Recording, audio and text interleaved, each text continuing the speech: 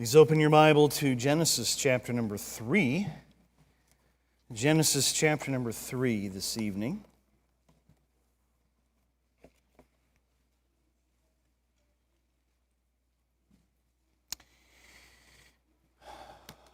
Tonight we continue with our series about building a biblical marriage. And we have covered two topics so far. We've talked about the covenant of marriage. We've talked about love in marriage. And tonight we're continuing with our most recent topic of roles in marriage. Roles in marriage. What is a proper role for a husband, the proper role for a wife? Of course, we go back to Genesis and we have been learning that God's design for marriage is that He designed different and yet complementary roles for the husband and the wife. The husband, his role is to lead his wife. God gave him a job to do in the Garden of Eden. He was to work in it, to till it, to dress it, to watch over it. So he was the worker, he was the gardener, the leader, and the wife was given to Adam to help him. So her role was to help her husband. God said that He would make him a helper suitable for him. So she was not created independent of him, but to be for him. He was the gardener, she was the assistant gardener, I guess you could say. So that is the doctrinal foundation upon which we are right now just working on developing some practical truths about how to fulfill these roles. But I need to add some additional doctrinal foundation for the wife's role of helper to her husband, because the world has changed since the Garden of Eden. And so we also need to consider now God's plan for marriage in a fallen world. The world in which we live today, and we're here in Genesis chapter number 3. And we're going to start at verse number 16. This is where God is pronouncing the impact of the curse as a result of the fall of Adam and Eve into sin. God announced the ramifications of sin in the world. And it says in verse 16, "Unto the woman He said, I will greatly multiply thy sorrow and thy conception. In sorrow thou shalt bring forth children, and thy desire shall be to thy husband, and he shall rule over thee." Okay, so after the fall, God, as a consequence of the curse for Eve, strengthened the husband's leadership role in marriage. And so now, the husband is not just the leader, but God said that he is to rule over his wife. He will rule over thee. To rule over means to have dominion. It means to have a position of authority.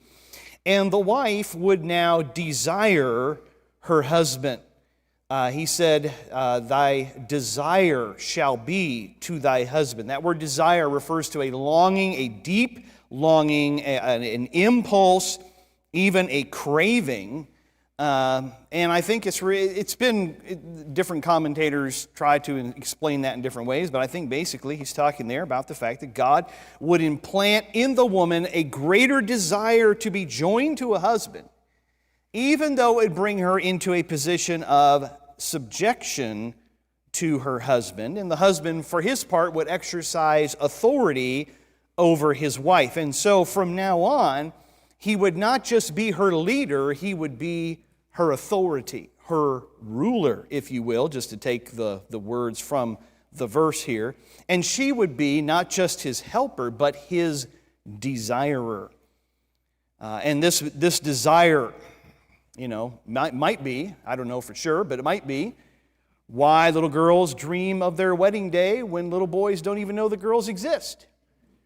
Because God has implanted that desire in girls, and God decreed it as a judgment for the woman, but also for the good of the woman in a fallen world, where she would be more dependent on her husband as her protector and her guide. And so the husband would need to fulfill his roles, and God strengthened this relationship. But the mercy of God, really, in this situation, was to cement the woman more firmly under the protection of her husband, not just to shelter her from the dangers of life in an evil, fallen, sinful world, but also to protect her from further satanic deception. And God's plan that He announced here in Genesis chapter number 3, for His plan for enhanced male authority in marriage is still in effect. Okay, we still live in the world of the curse. The consequences of the fall are still in force. And this is why in the New Testament, God commands wives not just to help their husbands, but to submit to and to obey and to reverence their husbands.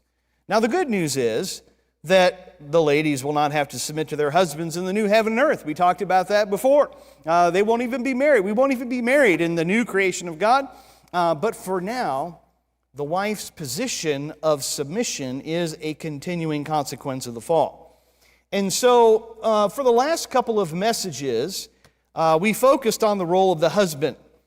And we talked about several practical ways that a husband can and should lead his wife. And tonight we're going to talk about the role of the wife and how she can and should help her husband in the light of his God-given place of authority or leadership over her. And so to get started,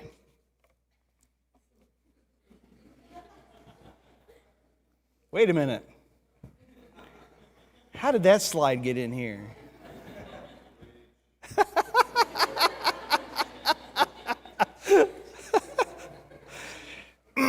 Folks, this is my attempt to be funny, okay?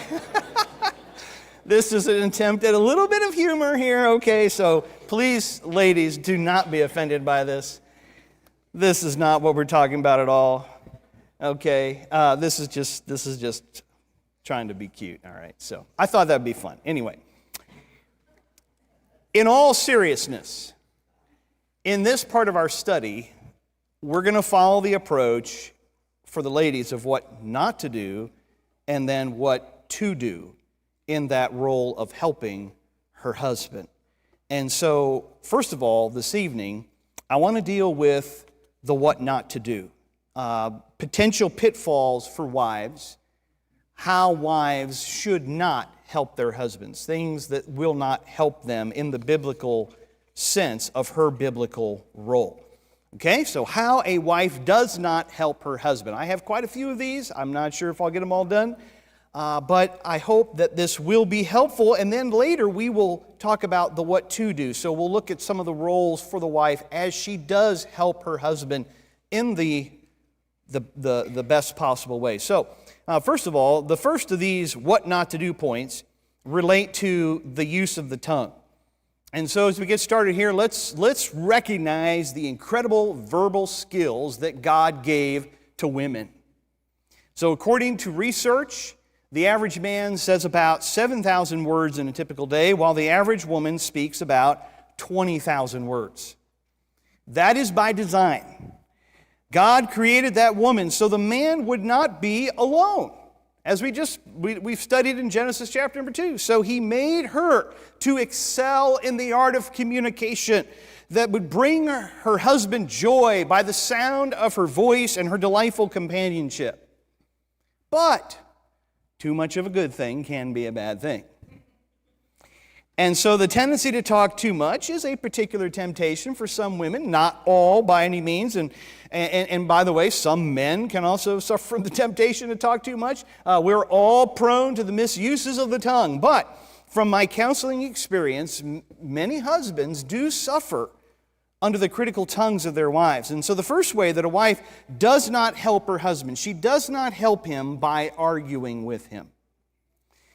Proverbs chapter 25 and verse 24 says, "It is better to dwell in the corner of the housetop than with a brawling woman and in a wide house." The word brawling there is translated from a word that means contentious. It means to dispute, to argue. The root word is to bring a lawsuit.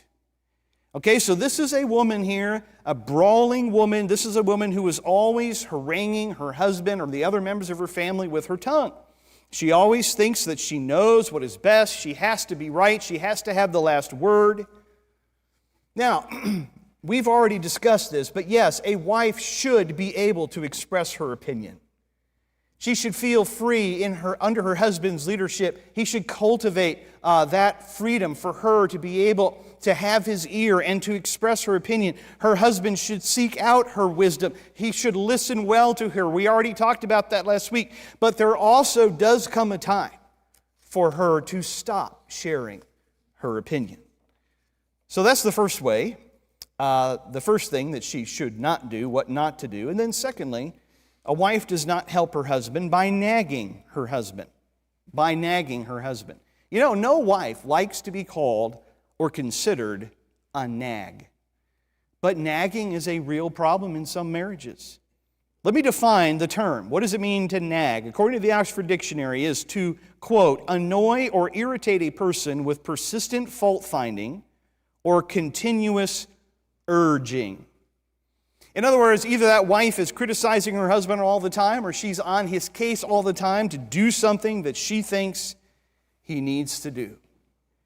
And I realize that a nagging wife may mean well.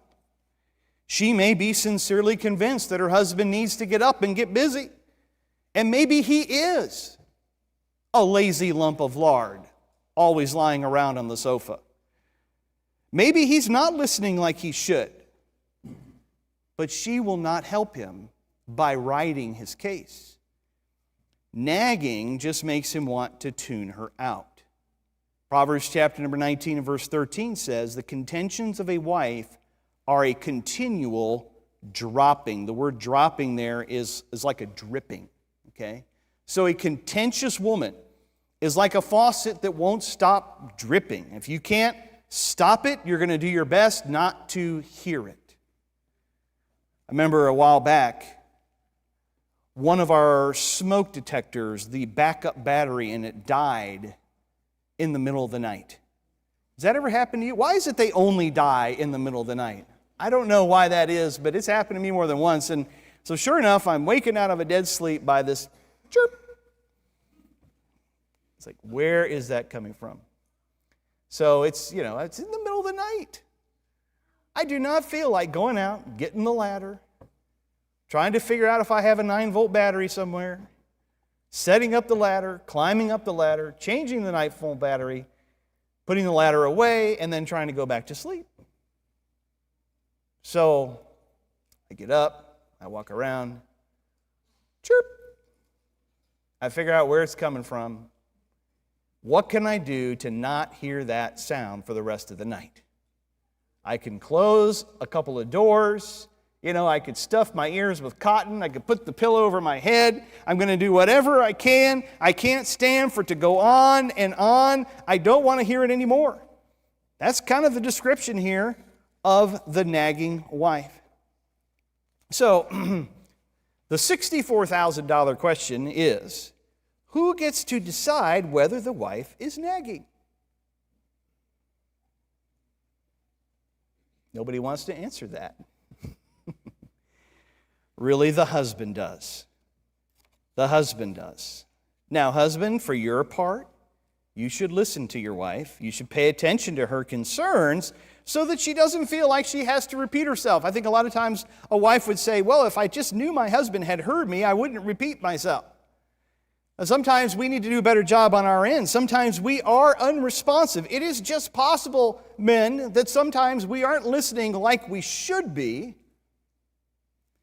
But the Bible tells us in 1 Peter chapter 3, it warns a wife not to overdo her verbal exhortations to her husband. 1 Peter chapter 3 says, likewise, ye wives, be in subjection to your own husbands, that if any obey not the word, they also may without the word be won by the conversation of the wives, while they behold your chaste conversation coupled with fear. So, without the word is literally without a word. And so, the idea is not that this man doesn't need God's word. The idea is that he is to be won without his wife's words.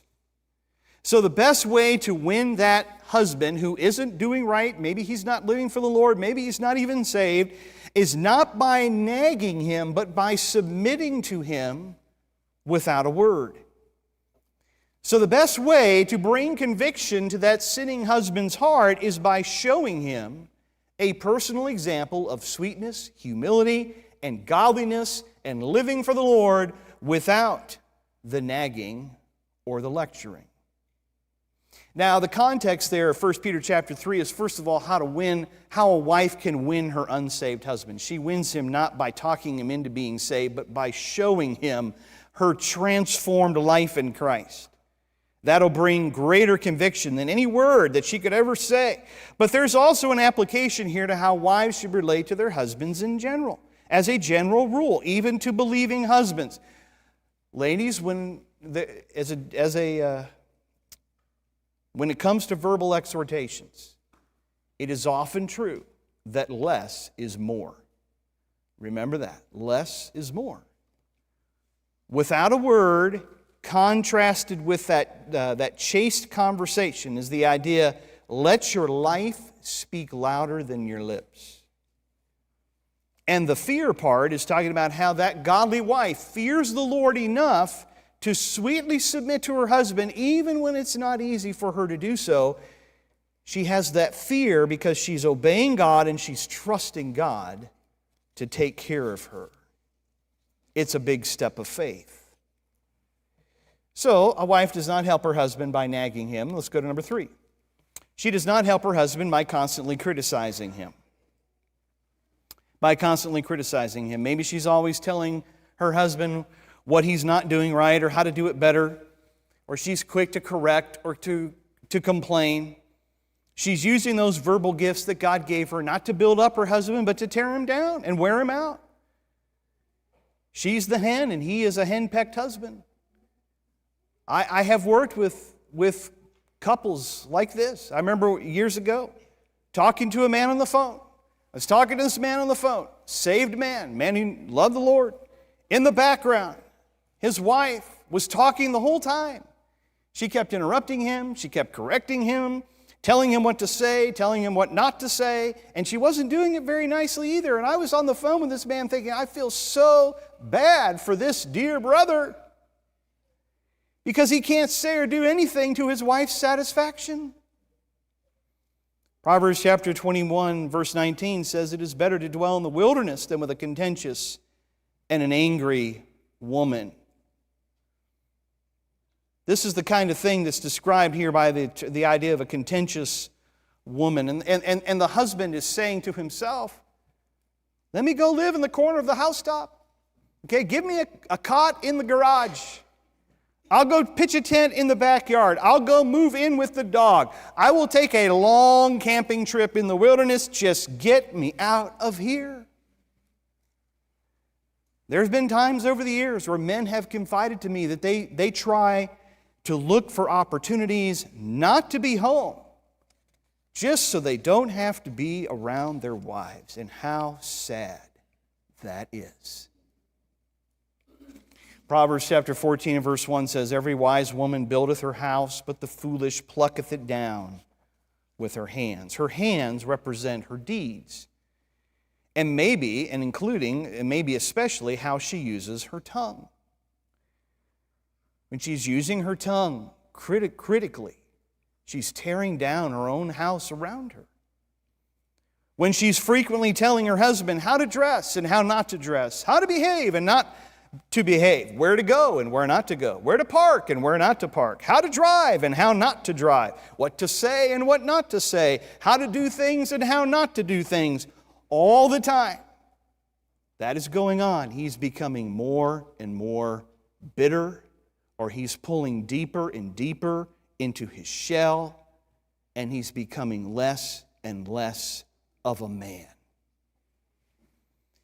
So, wife, if I could just give you some biblical counsel here, you won't get your husband to meet your expectations by always telling him how he doesn't meet your expectations. And on the same side of that, husband, you won't get your wife to meet your expectations by telling her all the time about how she's not meeting your expectations.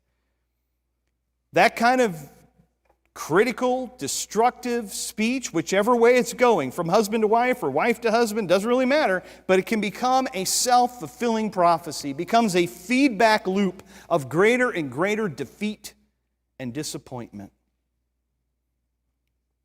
So you can be sure that God takes a dim view of the contentious wife and her out-of-control tongue. So wife, understand, God did not put you in your husband's life so that you could be writing his case all the time. You're not going to earn the praises of your family, your husband, or your heavenly Father by that kind of behavior. The way to help your husband to be a stronger and better man is not to tell him all the time about how he's missing the mark.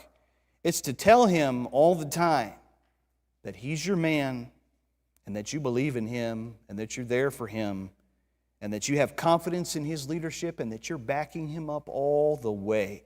And that even if he makes a mistake, that you've got his back. And that kind of wife makes a husband feel 10 feet tall. That kind of wife makes a husband feel like he can go out and take on the world because he's backed up by his loving, encouraging, and supportive wife. All right, so let's go on. Another way that a wife does not help her husband. I got two come under the same heading here.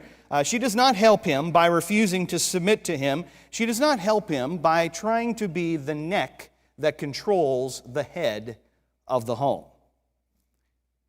You know, sometimes a wife will say that she desperately wants her husband to be the leader. Oh, I just wish my husband would take responsibility, that he would step up and make the tough decisions and set the pace for the family. But then if he tries, she won't let him.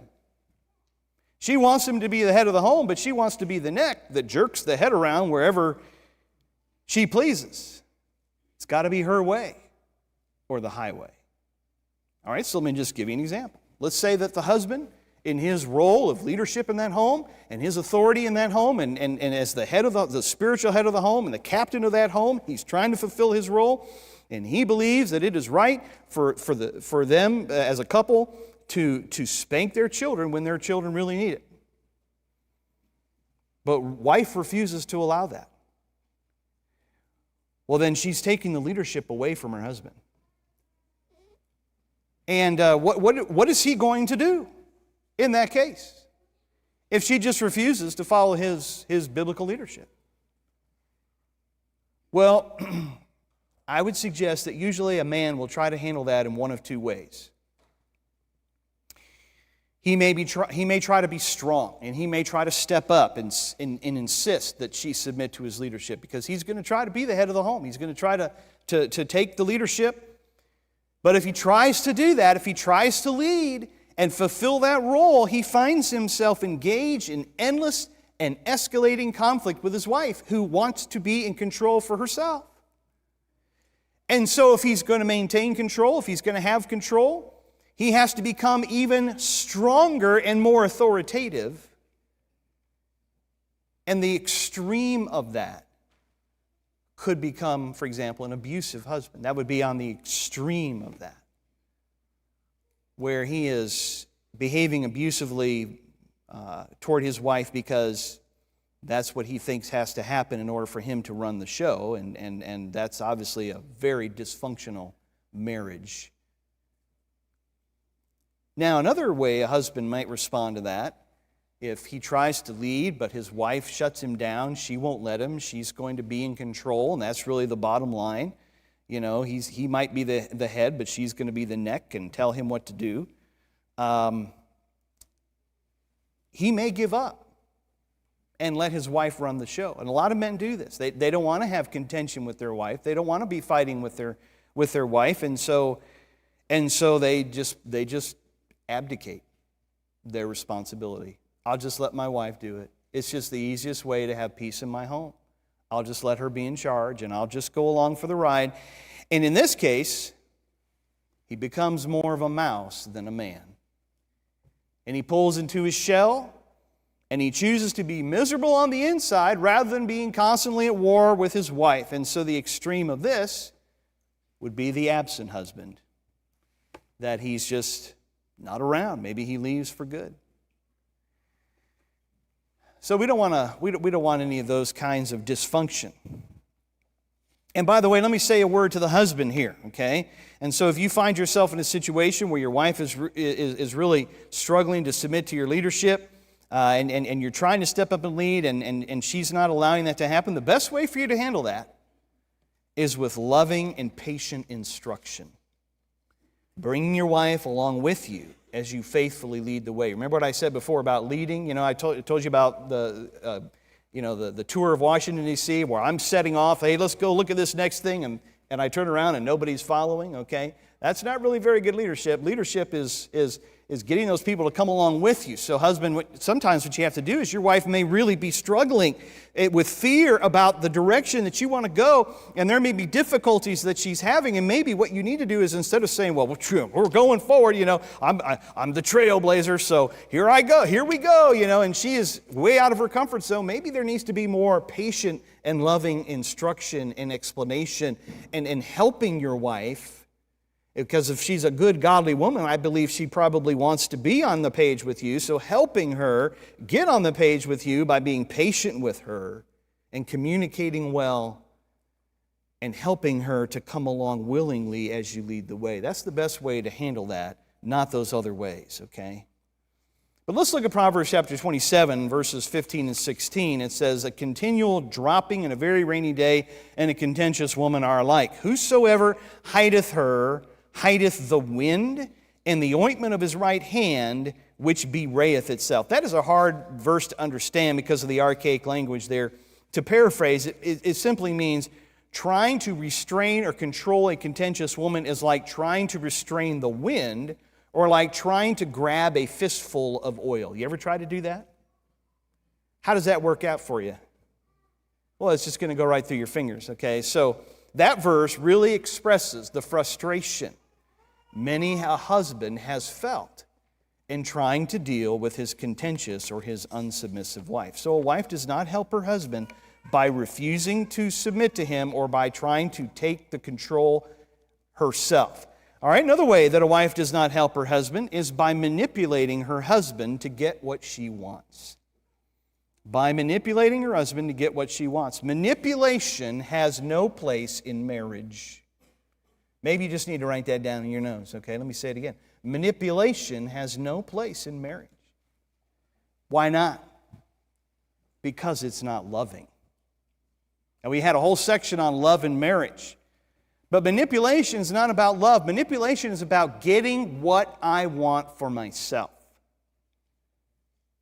It's not about demonstrating the faithful, loving, sacrificial, Christ-like care of your spouse, which is what love in marriage is all about. Remember, that was our thesis for love in marriage.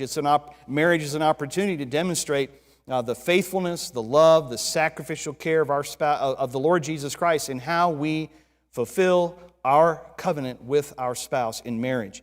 But manipulation is not about sacrifice, love, caring, Christ-like care of your spouse. It's about using your spouse for your selfish purposes. 1 Corinthians chapter 3 says, charity suffereth long and is kind. Charity envieth not. Charity vaunteth not itself, is not puffed up, doth not behave itself unseemly, and it seeketh not her own. True love is not self-centered in its mindset or in its approach to the relationship. Now, manipulation can be a temptation for either a husband or a wife. So again, there's a principle here for both the husbands and the wives. But I think perhaps more so it is a temptation for the ladies. As a parent, I have noticed that little girls are more prone to attempt manipulation than little boys. I'm not saying that little boys don't try that, but I have 3 boys and 2 girls, and I just feel like it's more of a problem for the girls. Now, you may disagree with me, but I have even heard of situations and ladies in churches teaching other ladies in churches to use manipulation to handle their husbands. And so there is this idea that sometimes goes around with ladies that, hey, the way to get what you want is to manipulate. That is unbiblical. That is not loving. That is not how to build a biblical marriage. So wife, you will not do your husband any good by trying to manipulate him into doing whatever it is that you want him to do, or manipulating him into letting you do whatever it is that you want to do. So in marriage, you should never withhold lovemaking to motivate your spouse.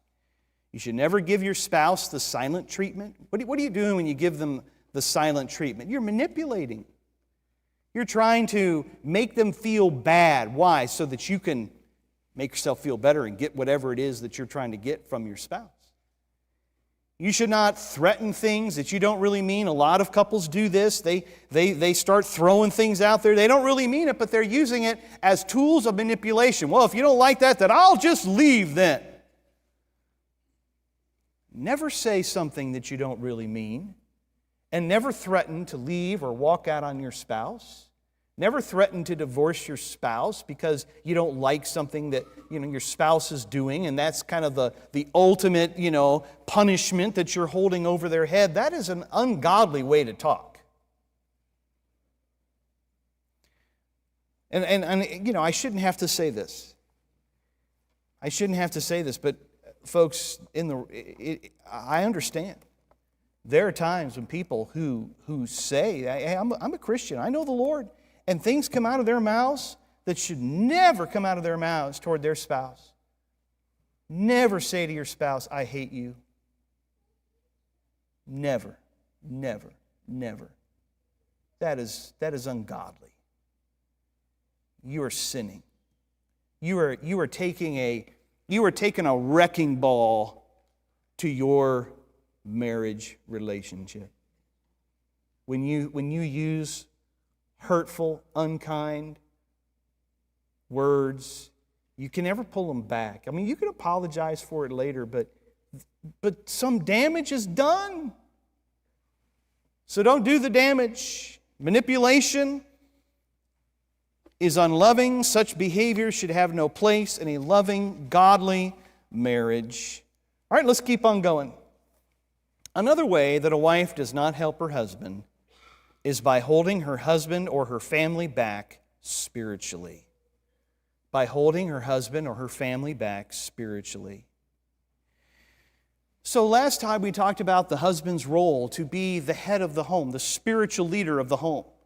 And we talked about his very sobering obligation to live under his head, who is the Lord Jesus Christ, that he is to live so close to the Lord Jesus Christ that he is deriving his leadership for his marriage and for his home, that it's flowing right down from his head, Christ. And so that means that a man who is going to be the spiritual head of his home, he has got to be walking close to Christ. He has to be living so close to the Lord. It's like Christ is leading that family through him.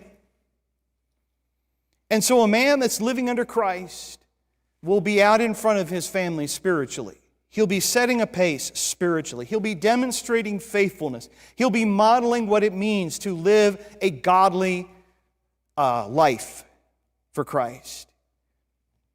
And he will provide his wife with an opportunity to grow to her full potential in her own walk with Christ and her service for him. So if he is fulfilling his role and he's out in front and he's leading well, then that's going to provide an opportunity for her to grow and to excel and to follow the Lord to the greatest potential for as well in her own life.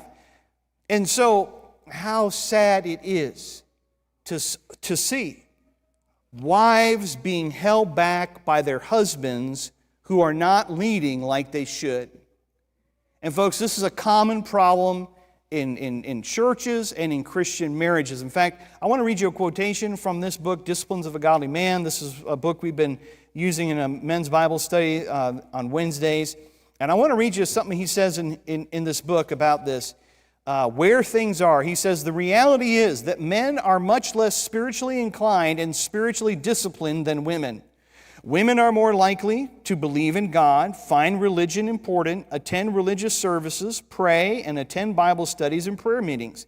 Surprisingly, for every Bible sold, it is more likely to be a man purchasing it, and yet men are less likely to read it. So I guess they're going out and buying the Bibles, but they're not reading them. I'm not sure how that works.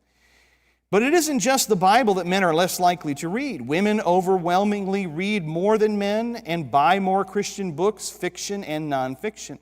It is also a fact that far more women are concerned about the spiritual welfare of their mates than vice versa. The magazine Today's Christian Woman has found that articles focusing on the spiritual development of husbands has garnered the highest readership. All this is sustained by hard statistics. A study found that 62% of women believe religion can answer today's problems, while only 52% of the men agreed. The typical evangelical Protestant church service has 55% females versus 45% male attenders. Furthermore, married women who attend church do so without their husbands 25% of the time. Now, those statistics and that perspective that I just read to you, I'm just going to tell you, if you went out and interviewed pastors of churches like ours, you would find that many of them are lacking in male leadership in their churches, and they long for men to lead in their churches. I've had pastors tell me that. And every time I'm told that, I'm so thankful for our church. I'm thankful for godly men in our church who do lead. And yet, that is not always the case. And so there are times, and it is not uncommon in churches like this one right here, for wives to have more spiritual interests than their husbands. And that is not the way it's supposed to be, okay? So I'm talking right now to the husbands, okay? So this message tonight is it's about the wife, but I'm bringing in these principles for the husbands as well. All right, so husband, it is not supposed to be that your wife is held back by you in her spiritual growth and development of following Jesus Christ. It should not be that she's kind of like having to pull you along with her as she tries to follow the Lord. That doesn't work well. Remember, she's the wagon and you're the tractor. Remember how we talked about that? Okay, so she hitches her wagon to your tractor. And it doesn't work very well for the wagon to try to be the tractor. All right, so you're supposed to be out in front. So I think it's a bigger problem. What we're talking about here is, as far as like one person in a marriage holding back the other spiritually, that is probably a bigger problem for the men than it is for the ladies. So I just want to make sure I'm clear on this. That husband, our role is to be that leader, like we learned last time, to be that spiritual head. We are supposed to be out in front. Our wives' spiritual growth and development should not be stunted by our lack of godly leadership. But, on the other hand, it's also possible for a wife to hold her husband back spiritually. And I've seen this dynamic in the past as well. He wants to get up in time for Sunday school, but she doesn't. He wants to go to the mission field, but she wants a materialistic lifestyle. He has a heart for God and he has a genuine walk with God, but she does not have those same desires. He is trying to be the tractor, but her wagon wheel is locked up or it's stuck in the mud. I remember in a previous ministry, a man in that ministry who was a godly man. He loved the Lord, faithful in church, serving the Lord. He had 3 sons. He also had a wife. She never came to church. She had very little spiritual interest as far as I could tell. And sadly, those 3 boys did not turn out for God. And I believe that one of the biggest reasons for that was because their mother did not live in their home the example of spiritual interest that would have motivated those 3 boys to have a genuine heart for God themselves. And so this is a lady that really kind of held her husband back and had a negative impact on the spiritual outcome of her 3 sons. I want you to look at this verse with me here in Ephesians chapter 5. It says, "Wives, submit yourselves unto your own husbands as unto the Lord. For the husband is the head of the wife, even as Christ is the head of the church, and he is the Savior of the body. Therefore, as the church is subject unto Christ, so let the wives be to their own husbands in everything." Now, I want you to notice there that the husband is the head of the wife as Christ is the head of the church. So let me ask you, how is the church supposed to follow Christ? Half-heartedly? Hanging back? No. The church should be following Christ wholeheartedly, with zeal, not holding back, but willingly. And a wife should follow her husband as he follows Christ. She should follow him in the same way that the church should follow Christ. So, wife, I lovingly appeal to you. Don't be a ball and chain around your husband's ankle as he strives to live for the Lord. But rather encourage him forward. Whatever spiritual interest he has, if you have a husband who has a heart for God and a desire to step out and lead and serve the Lord, you have been blessed, because so many ladies in this world do not have a man who wants to lead in that way. So you be right there with him. You follow well, close behind, as he follows Christ. Be right there by his side. Let's keep going. Another way that a wife does not help her husband is by demanding that her needs or wishes take priority over God's calling in his life. This is kind of developing the last one a little bit. Okay, this is a little bit more specific. She doesn't help him by demanding that her needs or wishes take priority over God's calling in his life. Now, of course, a husband should invest his life into knowing his wife, learning how to love her, and lead her well. Okay, we learned that before. Dwell with her according to knowledge. 1 Peter chapter 3. A husband is to make his wife his lifelong study. That's his role as a student. He is to study her, to know how to lead her well, to know how to cherish her and give honor to her, and to care well for her, and all of those things. So he is to do that. But that does not mean that the whole purpose of his life is to make her happy. The purpose of his life is to please Christ and to do his will.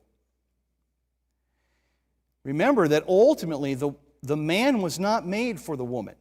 The woman was made for the man to help him fulfill his life's work. We're reminded of that in 1 Corinthians 11, verse 8 says, "For the man is not of the woman, but the woman of the man." She was created from him, okay? She was taken from Adam's side. Neither was the man created for the woman, but the woman for the man. So your husband was not created for you, wife.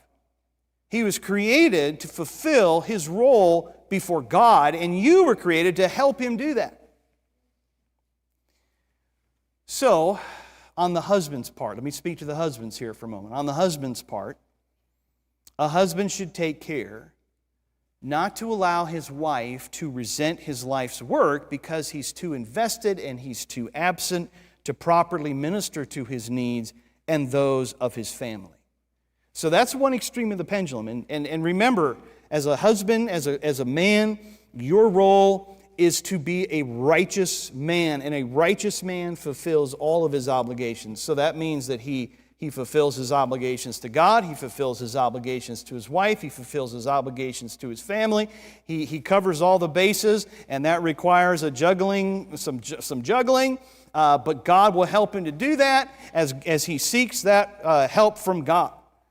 So he should not be so invested, he's never home, he's never involved in his kids' lives, he's never there for his wife. That is not what I'm talking about. That's an extreme. But on the other end of that pendulum swing, okay, there is another end of the pendulum swing. A wife should not allow her husband's calling, she should not allow herself to view his calling as her competition for his time and attention. She should not allow her self-centered desires to interfere with his efforts to fulfill the calling that God has given to him. Now, there are going to be times that she has needs, and he needs to know that she has needs so that he can be that pastor and he can minister to her needs and take care of her. Yes, of course. But his life doesn't revolve solely around her and her needs. He wasn't created for her, she was created for him. For example, let me give you an example. I've seen men who desired to invest their lives into full-time ministry work, whose wives had no such desire. Okay, that's the direction they wanted to go in. They had zeal, enthusiasm. Hey, I want to serve the Lord. I want to learn ministry. I feel like I'm called to preach. I want to follow the Lord, and I want to do this. And the wife is not on that page. Now, when a man goes through ordination, part of the examination of a man for the ministry, that ordination process, there's an examination of his call, and there's also an examination of his wife's call, because as preachers say, if your wife ain't called, you ain't called either. Okay, and excuse my bad grammar. All right, but that's that. So there is truth to that. But is it possible in some instances that a man was called, and perhaps that wife should have put more time and effort into allowing God to change her heart's desires so that she could also have been called and could have helped him to fulfill what he believed God wanted him to do with his life? So, wife, if your husband starts to, share with you that, hey, I think God is working in my heart a certain way. I think He's leading us a certain direction. You know what? It may scare you to death. It may take you out of your comfort zone. I think God's calling me to preach. I think He wants me to go off to Bible college. I think He wants us to go to the mission field. Whoa, wait a minute. That may be a shock to you. I can understand that. But your role there is not to shut him down. You need to start praying too. And that husband, you need to give your wife some time. You need to be patient with her. And again, you need to lead her and help her understand what's in your heart and how God is leading you. And then she needs to have time. And there needs to come a point where that couple is seriously and earnestly seeking God together about His will for their lives. And I believe that God will help that wife to have the heart of her husband if she's willing for that to be the case. But I've also seen instances where a man was turned aside from pursuing what he believed God wanted him to do with his life because his wife just had no interest in those things. I think I'm going to just end it there for tonight because I've got a lot more points. And I didn't know for sure if I could get through all of them or not, and it turns out I could not.